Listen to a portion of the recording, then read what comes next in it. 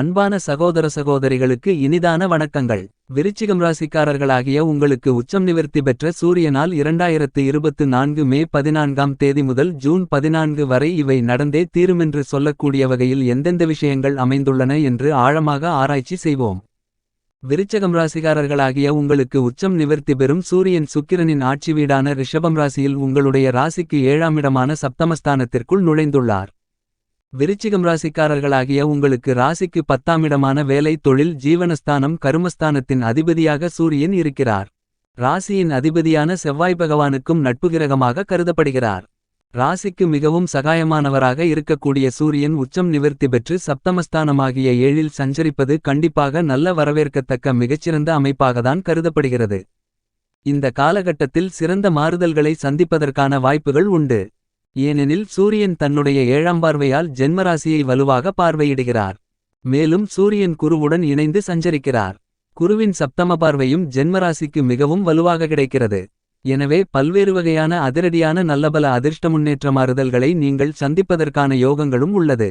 சப்தமஸ்தானம் வலுப்பெறக்கூடிய இந்த காலகட்டத்தில் எதிர்பார்ப்புகள் அனைத்தும் பூர்த்தியாவதற்கான யோகங்களும் மிகவும் வலுவாக விருச்சிகம் ராசிக்காரர்களாகிய உங்களுக்கு கிடைக்கிறது என்பதை துல்லியமாகவும் தெள்ளத்தெளிவாகவும் குருவுடன் இணைந்திருக்கக்கூடிய சூரியன் உறுதி செய்கிறார்.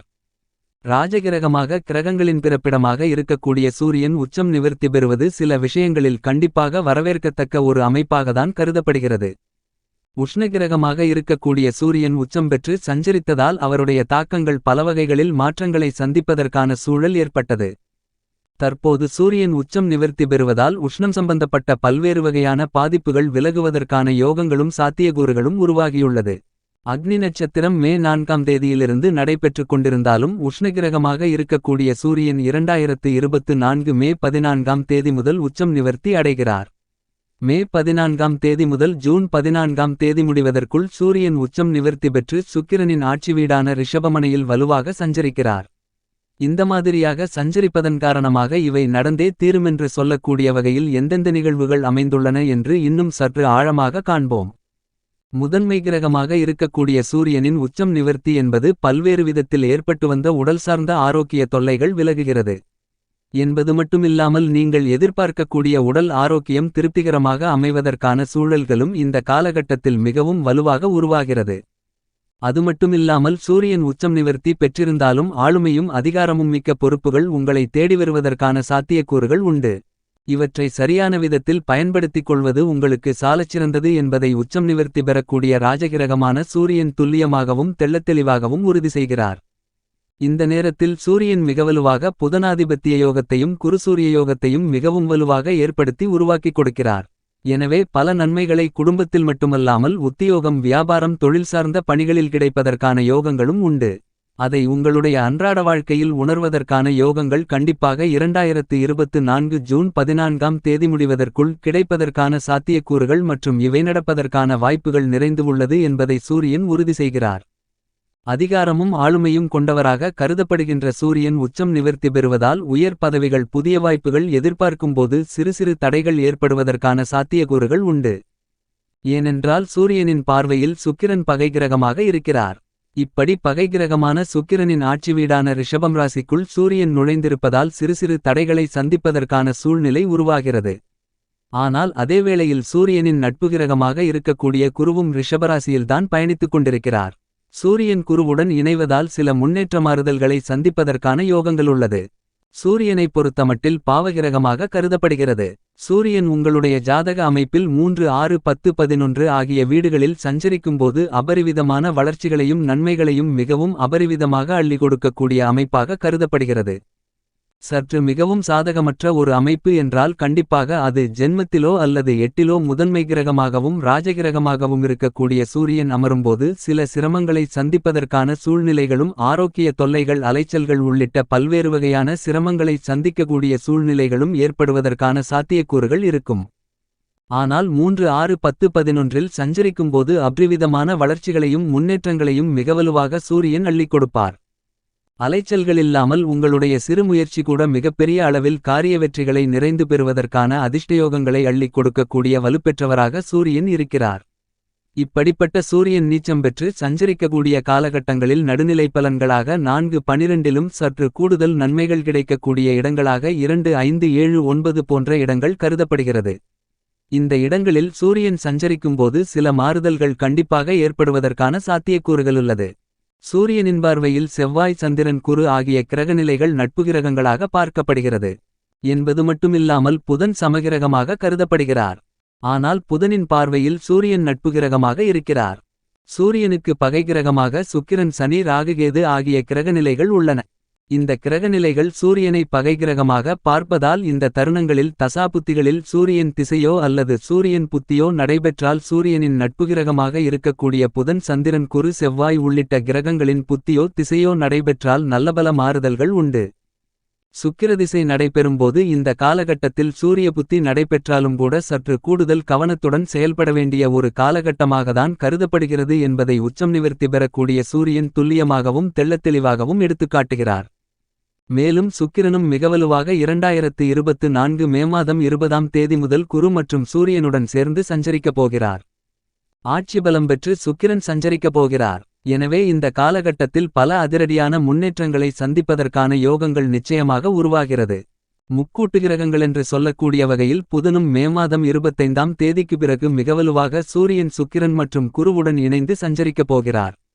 இந்த மாதிரியாக 4 கிரகநிலைகள் இந்த சூரிய பெயர்ச்சி காலகட்டத்தில் வலுவாக சேர்க்கை பெற்று சஞ்சரிக்கப் போகின்றன.